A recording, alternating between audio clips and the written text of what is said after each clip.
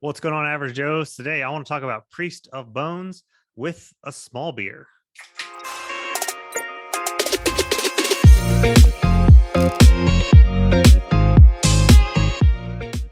So, if you've read Priest of Bones and the War for the Rose Throne series, you'll know what a small beer is when I talk about it. We are doing this for my channel read along, a very casual read along that a couple people are doing. And we read Priest of Bones, which is the first book in the War for the Rose Throne saga or series in March. It is now April. I just started the book too, but I want to talk about my thoughts on Priest of Bones, and they are overall pretty much all positive.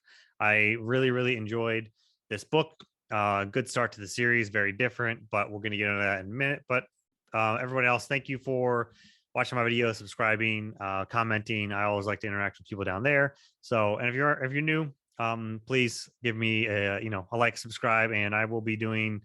I don't know if I'm going to do reviews for each of the books going forward. Priest of Bones is book one of a series, and after that, it might just die off. So I might do a series. I definitely do a series recap eventually, but I'll try and have something else series related in the future. Maybe even if somebody wants to come on, we'll talk about it some more.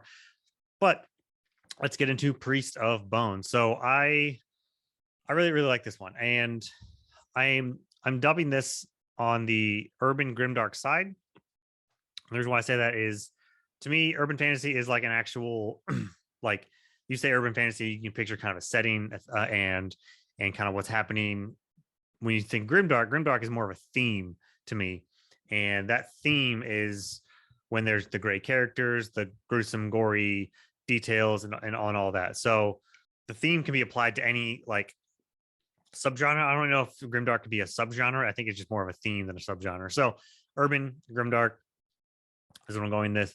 And it is I think one of the things that I find really appealing about Priest of Bones is the small scale nature of it. So you have all of these fantasies, epic fantasies that, it's end of the world, apocalypse, prophecies coming, demons, dragons, all of this stuff. And really, this is just around a businessman that is coming back from war and just wants to take over his businesses. He was kind of like the crime lord of one of the crime lords of the city. He's coming back from 3 years away from war, and he wants to take over his businesses. All he wants to do is reclaim what he lost and maybe advance his businesses some more. And that's it.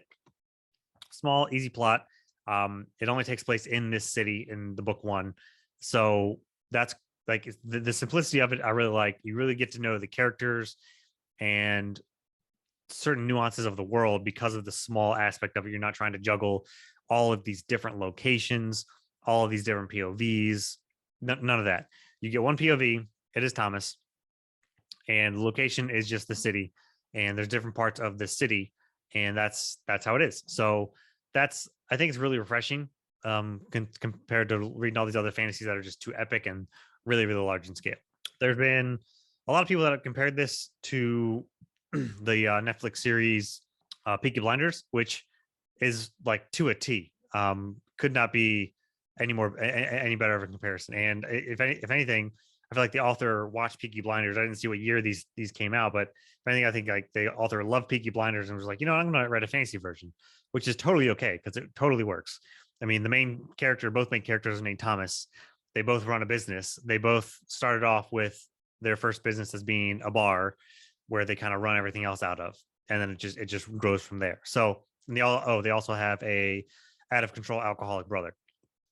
So very closely related in that regard. So if you've seen Peaky Blinders, that comparison, this is one of those times where that comparison is spot on, but it diverges a bit more from there. He's trying to expand his business as Thomas, and then there's obviously there's a bigger plot happening.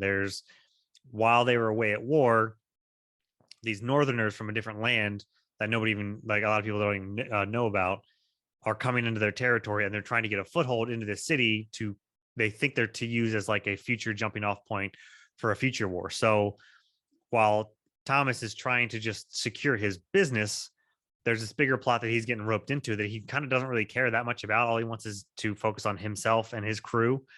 But he kind of has no choice but to look at the bigger picture, and he's sort of strong-armed, blackmailed, forced into that This first person POV is it's pretty interesting. There's it's a few times where I'm not sure. I've never really seen this before, and so I do like first person POV.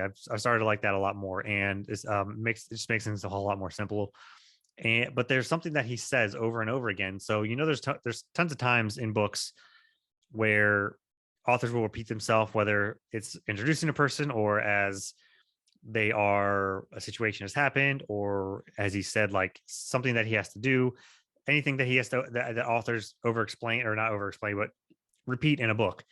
And here, when Thomas is said something that he's already said before, it'll always be prefaced with "as I have written." And I'm not sure what the context of that is because there wasn't anything that says that Thomas is writing the story of what's happening now. So I'm not sure what that is. I don't mind it. I don't hate it because it is a nod to like, yeah, I've already said this. This is what I've said before, and then he's just kind of harping on it again. But the fact that he says "as I have written," I'm pretty intrigued by that. I wonder what it's going to be like in the future. On top of the grimdark theme, the biggest one is PTSD. They really, really, I haven't seen any books, especially like fantasy, hit on PTSD as much as this.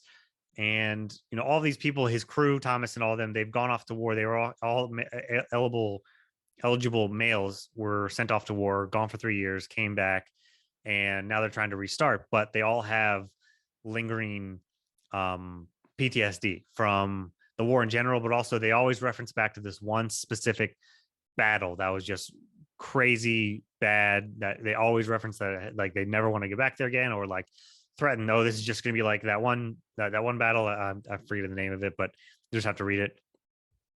And that's kind of interesting because everything they do is referenced back to it. And even when they go into, when you have these gangsters going into these skirmishes and taking over old businesses, being shell shocked or having that battle rattle, that PTSD flashback where they're just the person's not the same again after they get into a certain scrap, comes up as well, and they're very conscious of that. And then there's even people that are either on the same side or on opposite sides who have been on that in that same battlefield. They have that bond of being through that, which is pretty interesting and different to see. And I like how it was done a lot.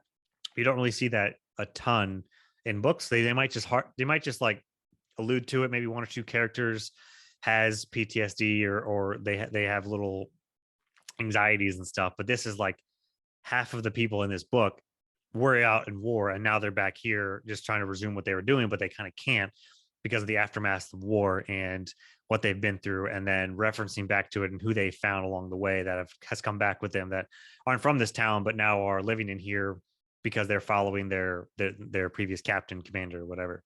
As far as the fantasy aspects of it, so like it's a very like 1800s type industrial setting series or city, and kind of like just like the Peaky Blinders, which I think is early 1900s ish era. While it's very industrial, there's only hints of magic here and there, and they call it a bunch of different things. Some magicians are just like straight up bad. They call witches. Some people are reserved to possessed. It really freaks people out. There's certain areas of the world where they train magicians, but they do just like hallucination type things or just like visual magics, not like anything too crazy. Some can do a little bit of fireballs here and there, which is unheard of, which is a bit rarer. But there's sort of a faux pas toward magic, which is pretty interesting, even though it's a lot of people kind of have it and they call it different things depending on how you frame it. Some if you just have a little bit of magic and you know about it, I think they call it the cunning. He's a cunning man. It's just how they reference it to where it's not a witch. He's just a cunning man. He just knows about it. He's not like a full blown, gonna cast spells on you. He just knows about it and is a cunning man, which is kind of interesting instead of just a lot of these books where it's like, hey, this person has magic, so they can do these things, and that's just who they are. There's sort of a continuum or a scale of knowing a little bit, doing a little bit, and then so on of how evil or bad or knowledgeable you are. And it's not used as much, but it comes up, and I think it's going to come up more and more because these people from this other land have some people that can use magic, and there are people in this world that just absolutely hate or they want all magic rid of, other people that don't really care as long as they're not affected by it. But it's just the interesting contrast of that, to where magic isn't wanted for the most part, or it's not really, the mystery about it isn't really trusted.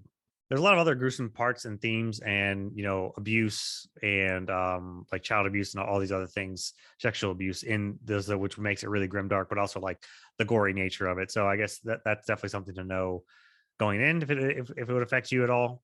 But the timing of how they came about, I think for the most part was really well done. But there, when certain things were revealed about certain characters' past, it felt forced at times. Like they really needed to get their past known, and they just wanted to put it in somewhere so that you know more about this character. But it didn't have that as natural of a flow as I would have liked for that.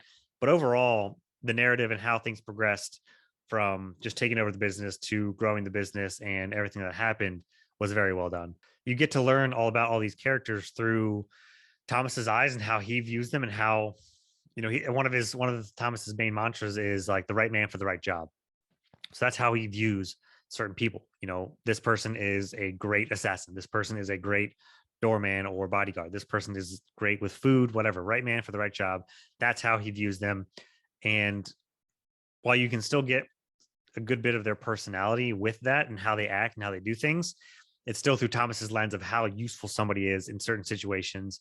And whenever somebody new comes, he'll say what he thinks about them, and then they'll do something good, and he's just like, that person's more clever than I thought. I might have to keep an eye on them. But then he goes off, and it's just interesting how seeing a crew and characters through a boss's or like leader's eyes is kind of cool as well. Instead of just getting it through an author's perspective, you're getting it through Thomas's perspective. And that goes for like the people that are against him as well, whether it's like somebody in law enforcement or his rivals or anything like that. So I think I do like that aspect of it. And when I said before that this book is very small scale, taking over the businesses, but at the end you can see how it's opening up to be much more bigger and grandiose. And I don't know how epic it's going to be, but you definitely get a sense of that is going to grow. They're planting the seeds for the magic. They're planting the seeds for a larger scale type war. They're planting the seeds for something outside of this city. I just don't know how far it's going to go, but I do like that aspect of it. So many fantasies wanted to bring you in and do all these big major things, and sometimes you lose people early on because they're just doing too much or not enough. I felt this one was great. I know some people might not feel like it's doing enough. I think my brother-in-law was reading it and he thought it was just a little bit too small, not as much going on, but the end gave him hope of, more is going to come. So that's something that I like about it. So if that's something that appeals to you, to where it's going to be easy, it's really, really easy to get into at first because it is one POV. You're seeing it through Thomas's eyes, how he's doing things. Things grow very steadily, very slowly. And then toward the end, it really ramps up big time and leaves you thinking of where it's going to go from here. So I'm definitely glad I picked up this one and decided for my read along. I don't know how many other people were able to read this one in March, but there's still time. Feel free to join. They're only 300 to 350 pages, so they've gone pretty quick. Especially being first person POV, to me, it reads super quick. So pick it up. Always time to do that. I am a couple of chapters through the second book for how they left off and are picking up, and that same momentum has been going. Not really anything has happened yet, but it is still the trajectory of bigger things happening and expanding the world is going to happen. So I definitely recommend this book for sure. I don't know what rating I would give. 4.5 is probably what I was about around. I don't always give ratings on 5 stars. I should use my rating scale that I made up, but I just forgot. But I definitely recommend it. Pacing is very, very good throughout. There's always kind of something happening because as he's taking over his businesses, he has to do one thing after another. And then certain bad things happen and it just has that ebb and flow. And like I said, it's just a short book. So you don't really have that long of breaks in between things. So if you're looking for a urban grimdark fantasy, definitely stop here because it is really, really good. It's got that early 1900s industrial type vibe, gangsters, taking over businesses. There is still magic that gets seeds planted for magic for more going on. So magic is definitely going to be a thing going forward, but it's not like a key element in this. It's more about Thomas as a leader, controlling his business, controlling his own fate and destiny of being pulled between what he wants and then what I guess the government kind of wants him to do, and that sort of aspect. So if any of that intrigues you, definitely check this book out. They are not all in Kindle Unlimited, but a few of them have been on sale recently. That's how I've gotten all of them. I think I have one, two. I think I have the first three. They've all been on sale, and yeah. So, and if you have read this, let me know what you think. How have you liked Priest of Bones? Where do you think it's going to be going? I'd love to hear your thoughts on Priest of Bones down in the comments.